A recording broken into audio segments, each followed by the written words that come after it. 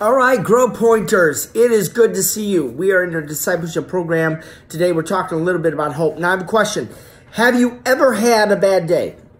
Yes, right? I think we all have. There's this story. This mom came home. She found a teenager. The teenager was in the kitchen shaking like frantically and almost in a dancing frenzy. And some kind of wire was running between him and the stove area. And so, intending to jolt him away from the deadly current, she whacks him with this cutting board that's sitting on the counter, breaking his arm in 2 places. Up to that moment, he had been happily listening to his iPhone. That's a bad day, right? So here's the main idea. Here's what I'm talking about today. Some people think that the only ways to handle problems are by fixing them ourselves or running from them. As Christians, it's our duty and right to handle problems in our own life, right? It isn't that we like problems or enjoy getting beat up. It is just that everyone has problems all of the time. And it's good to know that God will help us through each one. He fixes our problems, equips us to fix our problems. God does both of these in our lives. And then know that he will never leave us, right? Hebrews chapter 13, verse 5 says, don't love money, be satisfied with what you have. For God said, I will never fail you. I will never abandon you. And it's this blessing that we have in a hopeless world.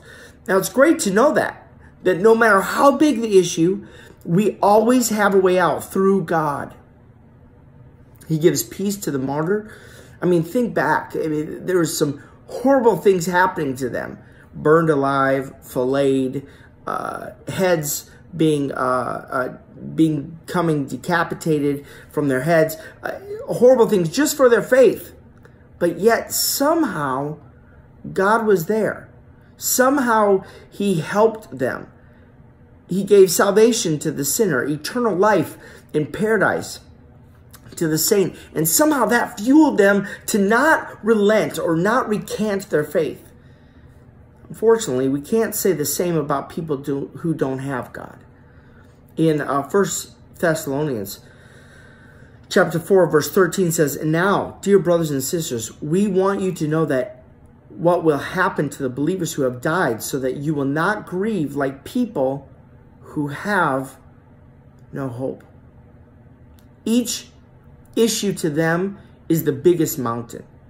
They don't have a purpose or the passion to back them up. They don't have a lifeline. People without God experience utter hopelessness as part of their everyday life. And they're faced with 2 choices, run or fight. And there's literally no guarantee for either action. Hope is defined in the dictionary as the feeling that what is wanted can be had, or that events will turn out well. So, as you study this week over the scriptures, learning a little bit more about hope, I just pray that you also are able to have a moment with God. God will not leave you, nor will he forsake you. God bless you.